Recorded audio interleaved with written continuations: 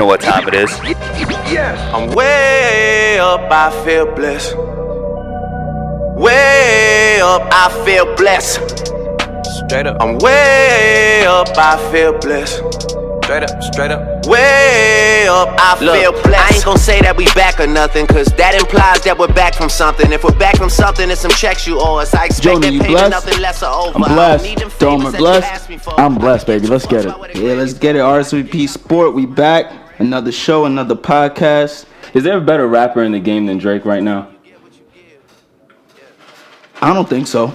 In my opinion, I don't even think it's close. No. Is there a better sport to be played than basketball right now? In April? No. Domer? I don't even think it's close. All right, guys. So here's what you need to know from last week, the Copeland situation. Domer? I mean, New York City, Manhattan, One Oak Club, one of the hottest spots in the city.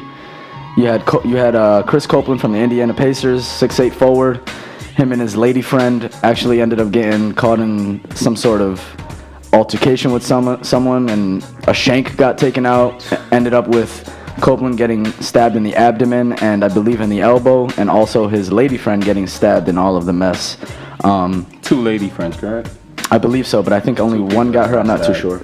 Yeah, two girls got hurt. One of them was with Chris. The other girl came with the alleged stabber, so really don't know how she got stabbed also, but that's what occurred. So we'll get more on that later. Yeah, that's no laughing matter. We typically don't talk about all the drama, I guess, off court. Right. But the reason this one is really important is because Copeland was playing a role for the Indiana Pacers, who's fighting for their playoff lives right now.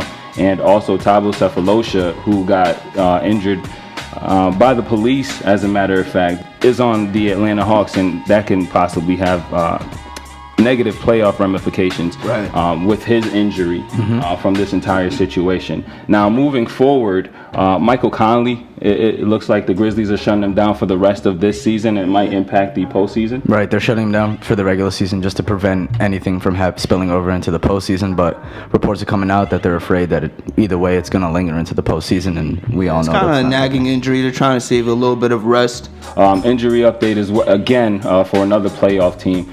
Aaron Afalo, out 1 to 2 weeks, shoulder strain. Right. That's rough. Moving down the line, Demo for the Houston Rockets. Yeah, that's rough. Those are actually two big cogs in both those playoff teams in the Western Conference. Without those guys, it kind of changes things more so for the Blazers than the Rockets, but definitely impact guys that they're losing. And as we always do in the beginning of the show, MVP updates. Steph kind of sealed it off with that 45 and 10. He was already like way up in the lead. So I guess at this point in the season, guys, RSVP Sport has come to a mutual decision. Mutual decision on Steph Curry being MVP. James Harden put up valiant effort, especially in that loss to the San Antonio Spurs. However, at this point, Steph has just done way too much to not be the MVP of the league. He's a baller. What do we have? Elfrid Payton for the Orlando Magic. The Orlando Magic have been giving everybody a run for their money. They've played against a couple different playoff teams. Payton's key performance this week against Derrick Rose, where he made Derrick Rose look just about as frustrated as you can make a reigning MVP look coming off as a rookie. I don't know how many injuries as a rookie. So Andy caught in his near triple doubles. He's had a couple near triple doubles this stretch this week as well. At least 9 assists in all 4 games that he's played. Payton gets he's a baller. Real quick before I even say mine, Elfrid Payton is a beast. He caught an incredible putback dunk on Taj Gibson and put him on the poster. That was pretty mean. Just wanted to shout that out real quick. On his way to dishing off 9 assists. On his way to dish. I mean, for a rookie, all that is just hyper impressive. My baller for the week, reigning Finals MVP. Few guys in the league that still sport the cornrows, but Kawhi Leonard. That he's the best on-ball perimeter defender in the league on a nightly basis, and he's putting it together on the offensive end. So I think the Spurs 10-game streak shows that. And I'm not taking anything away from the rest of the roster, but Kawhi's playing. He's definitely been playing ball. The guy is Isaiah Thomas. He's been balling this week. Celtics making a strong playoff push, averaging like 21 and 4. Actually 21 and 5. this past couple of games. So Isaiah Thomas, he's balling. Definitely. He's balling. He's balling. He's a baller. As a matter of fact, the Boston Celtics has jumped over the Miami Heat and the Indiana Pacers for the 8th spot in the Eastern Conference right now. Right. They actually, I believe, hold the tiebreaker over the Nets. But not the Heat. But not the Heat. That's correct. But not the Heat. Yeah.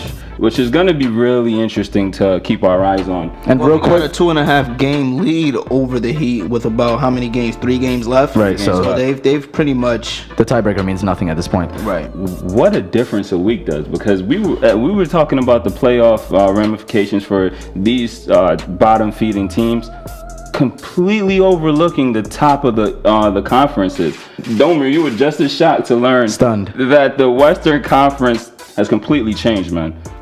Yeah, the only 2 locks are basically Golden State and Portland in a 1 and 4 spot respectively. But everything else, and Dallas is pretty locked into that 7th seed. But everything else could change. Just last night, San Antonio, we were just speaking to Kawhi Leonard, been balling. San Antonio overtook, Houston for that 2nd or 3rd spot. And there's still just like a half a game separating Memphis, Clippers, San Antonio, and Rockets. So It's like a Rubik's Cube on a nightly basis. Right. It's crazy. So right off the top, who do you guys think is going to take that number 2 spot closing out? Spurs. Yeah, I agree with Ron, because I mean, the Grizzlies just aren't as hot as they were early on, and shutting down Conley can't help. So Spurs Right, are playing incredible. Yeah, we forgot to mention Clippers versus Memphis actually about to start happening in a couple minutes here. And that's a game that has very strong implications right there. If the Clippers win, they would get the tiebreaker. Right. All in all, I think before the Wednesday closing of the regular season, I think everyone is in playoff mode already. And I think everyone, including us, we're looking at the Thunder as a little bit more of a real contender, even without KD after that trade. Completely. But I think now reality has sort of set in, and that first round series against Golden State isn't looking as interesting as it was. The reason that I was always so big up on OKC making the playoffs one way or another was because I thought Kevin Durant was going to come back. And my man over here, Ronnie, I got to give him, some sort of credit, because he did tell me months ago that I should be a little bit more worried than I was. We forget that Kevin Durant is a big man. Like, he's legitimately 6'11". He may be 7 foot. Like, he's a big man. he's So around when there. any big guy has foot problems, it's a cause for concern. So with that being said, I don't think OKC. I can't say that. I'm fooling myself. OKC's making the playoffs. I mean, as we stand right now, it's the Pelicans. Yeah. They have the tiebreaker over them, and they have the exact same record, and they just happen to be in because they beat them more. I really don't care who makes the playoffs. I think Oklahoma would be a little bit more entertaining as far as the matchup, but Golden State's winning that. We might not care per se, but the teams fighting for it definitely cares. And the New Orleans Pelicans and the Oklahoma City over their next 3 games, New Orleans playing Houston, who wants to get back to that number 2 spot in That's the a tough Western game. Conference. Right. They're playing the Timberwolves, who, as we all agree on, they're going to be fighting. They're not resting anybody. And they might have an easier game against the San Antonio Spurs, who I'm not sure that's going to be an easy game, even if we know he's not going to play Kawhi, Tim Duncan, Tony Parker, and Manu Ginobili in that game, but they can still lose that game. Yeah. Now, OKC, who they playing, Ronnie? The Pacers fighting for a playoff spot. The Blazers, you don't know what to expect. They're pretty especially- much locked up in 4, though, you were telling me. Right, but they need to get ready. They have some injury concerns. Afalo is not out. They're in playoff mode. They need to get in playoff mode. And then the Timberwolves last game of the season, you don't know. But once again, it's hard to call these games. If you had to pick one, who do you say is making that 8th spot, though? I give the edge to the Pelicans. They hold a Because of the tiebreaker. And I'm agreeing with him. Yeah. And as far as that first round being interesting, I think the Pelicans pose a better matchup to the Golden State Warriors a better one than the OKC Thunder do, just because of the lineups that they can put out there with multiple 6'7", 6'8", 6'9" wing guys that they can just lay on you, and they have arguably the most talented player in the league in Anthony Davis, in my opinion. I agree. I mean, I do think that as well. I think Russell Westbrook would be more of a headache for them. Like, that's exactly what I was about to say. If I'm Golden State, I know I could beat OKC, but I really don't want to see Russell Westbrook in the playoffs. That's for sure. And that's what I'm thinking as well. Cool. What do you guys think about Kawhi Leonard's takeover? Well, that was your baller, Domer. I mean, I think the numbers speak for themselves. I believe it's 19.6 over the last 21 games or so, where the Spurs are 18-3 in that stretch. They've won 10 in a row. He's leading the league in steals right now at 2.4 a game. He's shooting close to 43% from 3 in that stretch, where he's averaging almost 20 points, 6.8 boards. I mean, the man is just playing great basketball. A lot of people had doubts of him winning the Finals MVP, saying it was kind of diluted. Let me ask you though, he is in a contract year. Do you think this is him going forward, or one of those types, hey, I need to get a contract? That's a tough question. I really think Kawhi is an incredibly talented player, and I think that staff is, I've said this before, I think they're literally building a basketball player. Right. It's incredible to watch. The Spurs staff would really see right away if Kawhi was about that or not. And I think, in my opinion, he's more of a soft-spoken. I think Popovich came out and said this after their win over the Warriors last Sunday, when he said, he quote unquote, he literally took the ball from Stephen Curry, went down and dunked the ball, and he showed no emotion, no hoorah, no, he just showed that blank face that I don't even care. And Pop said, I love that about him. Tim Duncan shows more emotion than Kawhi Leonard. And that's incredible. Well, as far as the passing of the torch, which seems to be San Antonio's calling card. Yeah. They had Tim Duncan, and then they kind of passed it from Tim Duncan to Manu, and then Manu to Tony. And even Parker. before that, David Robinson to Tim Duncan. Yeah. And now it's Kawhi Leonard, and none of them seem to mind. No. They realized that, hey, if he's winning, I'm winning. Those guys just figured it out, fellas, in my opinion. And that's why they are at the right time, streaking in the right direction. Where were they? They were 7th in the Western Conference at All-Star break. 7th. Yeah. Slowly took Tony it over Parker from the Mavs. Looking crazy. And we're sitting here talking about they can be second. It's possible. They can be second by Monday night. It's incredible. Like, this is freaking crazy, man. The Western Conference is ridiculous. The only thing we could say is that Golden State's number 1, and that's it. Is it deja vu all over again? Jonah hinted towards it, but are they the contenders? Well, they're definitely contenders. That's the tough question. However you want to say it, Golden State and San Antonio got to face off. I think that's the matchup up or too. down, whatever, those two teams got to face off, and that will be a classic series. Unless the Clippers make it out. I think those laughs are all that Shocked. deserve. I didn't even hear what you said till 10 seconds later. Like, what? Let's keep it real. So what about on the other side? Now, Cephalosha did get injured, and he was a pretty integral role player for them. But I personally don't feel like it's going to really mean that much to them. Like that run that they were on back in January when they were 33-0. They were. That's the whole starting five was player of the month. There, though. Right. He didn't play. He was injured. Right. He's definitely. I looked at him as a valuable piece. He's been there. He was on the Thunder teams, in these past couple of years. He's a great defender, a great wing defender. You're gonna need that going up against LeBron, Kyrie. Really loosely right now. I think. He has been in the past. He has been in that final series. He's kind of ripping Wade. Okay. So he had it in him. Now, this season though, he hasn't played much. So when it comes down to it, he's not going to mean that much. I do think Atlanta is a bit more of a team that kind of plays off rhythm. They kind of play off flow, and when I think a Tabo out of the lineup does kind of set them off the tracks just a bit. I don't think it's anything crazy. I don't think they do miss a beat with that guy leading their bench. I think Dennis Schroeder and those guys kind of relied on him. If you were gonna say this and Tabo played a majority of the Hawks games, I'd agree with you 100%. Right. But he's missed so much where I don't think anybody pissed off about it. It's like what we can say is it's not. You're right. You're both right when it's not gonna make them worse, but him being there wouldn't hurt. Yeah, of course. That's for sure. Yeah.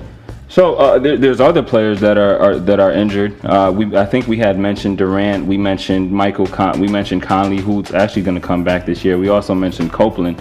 Now, out of the players that's been injured this year, who do you think is going to have the best comeback for next season? Well, probably Paul George. He would fit in this category because he's only playing these last couple of games unless he makes the playoffs. But look for him to have a good season. I like his mindset coming back. He looked aggressive. He looked like he didn't think about the injury much, except for that breakaway layup/dunk attempt. But Durant, I expect if the foot heals, he comes back, he'll have a monster season as always. Wait, so who are you going with though? Both of them. I think they're gonna both come back and be what they were. Now, who's better? Yeah, Durant. Of course, though. Honestly, if I'm putting this guy in this category, it's got to be Paul George, because I think Paul George does have an incredible impact for the Indiana Pacers. He's almost like their savior.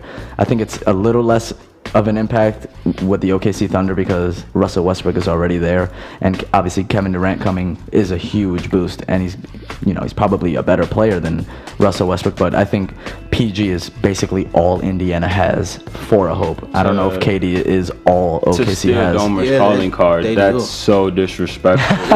To talk about a reigning MVP, last season's reigning MVP won't have a better comeback. They're flirting with eighth without him though, but Indiana's doing the same. Yes. But I just think doing it in the West is a lot more, and it says more. Man, Durant for OKC is 9th or 8th in the West versus championship.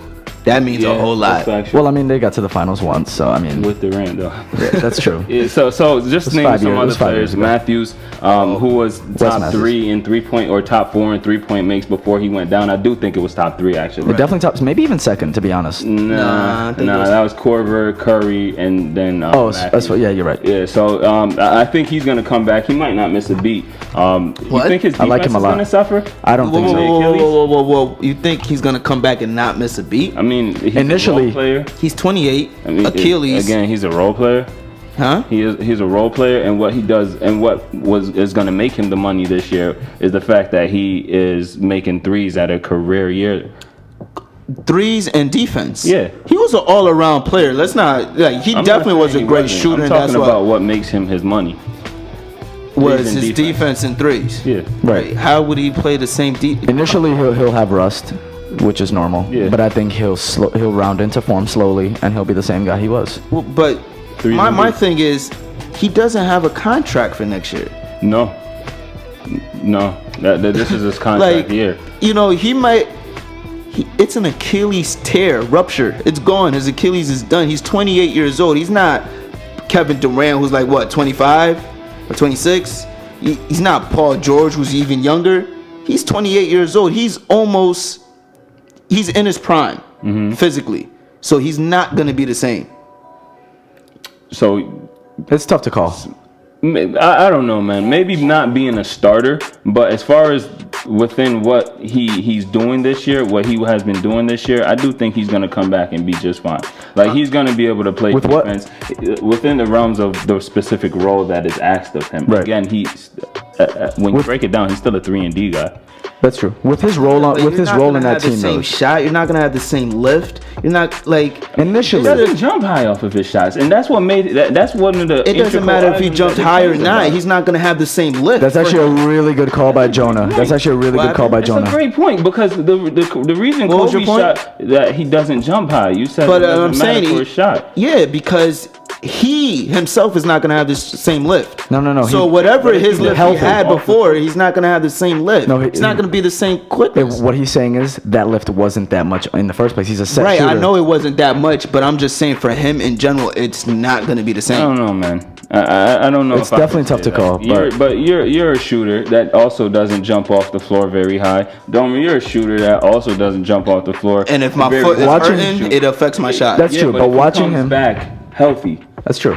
I guess the better question for Matthews is, what is this guy valued?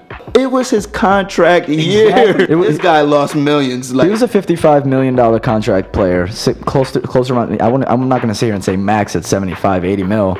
I don't think anyone was going to sign him as a max player, but not far off. And I think he lost a lot of that money, and I don't know if he's ever going to get it back.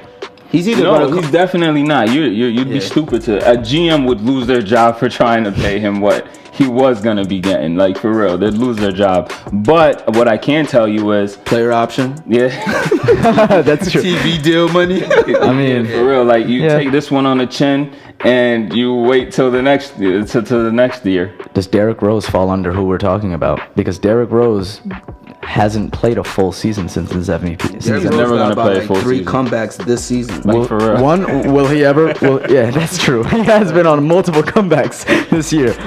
I guess the questions are: one, will he ever play a full season again? And if he does, will he be Derrick Rose? That's like asking if your guy over there in New Orleans, Anthony Davis, is ever gonna play a full season again. No, that's like asking if anybody in the NBA is gonna play full season again. There's your no best, one without your best ability is what, Jonah? availability. That's just how it works. Yeah, So with that being said, back to Derrick Rose. I've just said that to him multiple times. Back to Derrick Rose. I don't see him playing a full season. And as far as being a comeback player, that's this season. So next season he's out of it. And just like I called, I think we're going to see a couple games of great play. And we're going to use those couple games to justify his subpar games. It's crazy though because it's not physical. I watch it and he's got that It is cat-like physical. It's It is wild. physical. The reason I'm telling you it's physical is because when you're not able to do the same thing over and over and over again, just because you did it once doesn't mean you still have it. But he said himself That's the a great biggest point. the biggest factor in his recovery is the mental factor, and that he's not missing any burst or speed. And even when I watch him, the way he gets to the cup, it's flashes of those days. But And it's also flashes of how he got injured before. And every injury takes a part of you. you're right. But the only reason I will continue to bring it up is because there is a chance to get over that mental hurdle.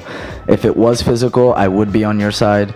But if he can get over that mental hurdle, I'm kind of on Domer's side with feel that. you. Like, I do fully expect him not to be the same player. I think everyone could expect that, but that doesn't mean he will not be a very, very good player. Potentially Still think he has championship, that yeah. in him. I do I'm giving him at least 3 more injuries. All right. he's got he's got a three. Then I'm done with him. He's got a 3 injury grace period, people. I'm just saying, if I'm the Chicago Bulls, I'm trying to find any way out of that contract possible, and I know you can't, but whatever. He's also that city in every way. He's Chicago's son. And I honestly think that Chicago has had enough of Derrick Rose, to be honest with you. I think you might be right. I truly do. I think with that I think with that beat brings what we've been doing for the last couple weeks, folks. J. Cole Firing Squad 2014 Forest Hills Drive. Check that out. But as far as this pod, ladies and gentlemen, this brings in the Firing Squad. You getting some royalties off that album? I don't know if I'm getting royalties. I wish I have. But let's be real here. People, it's been going on for a couple weeks now. It's the 3rd one we're doing. 24 seconds on the shot clock. 4 questions. Let me pass it up to my firing round, guys. Welcome to the firing round. So let's start it right off the bat. Best coach in all of basketball, Ronnie. I gotta go currently with Coach Popovich, Greg Popovich, Spurs. He's been doing this since like 97. 5 chips. He wins even when the star players are out of the game. I'm going to go Tom Thibodeau. I don't think anyone works harder on a nightly basis and does more with less. I think that the cards he's been dealt with injuries over the last couple years and the wins he's produced in the regular season and postseason just do too much for me with this question. Greatest shooter in the game, all time. Gotta go with Chef Curry. Chef Curry. Chef Curry. I like that. Boy. Yeah, man, the way he could shoot off the dribble, pull-ups, turnarounds, eyes closed, left hand. I don't know. He could just shoot. He's the best shooter in history. D. I mean, this is Connecticut. It's almost blasphemous not to say Ray Allen, but Oh, snap. it's crazy. That hurt. It really does hurt for me to say this, but it is Chef Curry, like my man said. With the pop, boy. The stuff he's doing over there in the Bay Area, we've never seen a basketball player do with the handle, with the jumper, shooting at a ridiculous rate and smashing his own record for 3-pointers made on top of that accuracy. This is crazy. Yeah. Can the Hawks beat the Cavs in 7 games? And it's the NBA. Anything could happen. But no. D. I mean, that's a tough one. I think an even better one would be, can they even take the Cavs to 7 games? But to be completely honest, it's no for both. Last question for the firing round. Who can turn things around the quickest in terms of, the bottom feeding teams or the teams that are not in the playoffs? Lakers. Domer, who you got? I mean, that was a pretty simple answer for the Lakers fan over here. But to be completely honest, I truly don't know. But if you put a gun to my head, I'd have to say the Kings. But I mean, I feel terrible with that pick because they've shown nothing that says that their front office can draft well or identifies talent with any accuracy. So. All right. So thanks, guys, for sticking around with us for another amazing episode of RSVP Sport. As Cole playing in the background, we're going to have to let you guys go. But please don't forget to RSVP for another week's show. And some plugs before we go. Ronnie. Twitter, Instagram, Google+. RSVPSportNow.com. Yeah. Soon to come. Thank you again for the support. RSVP Sport. What we say today Matters tomorrow.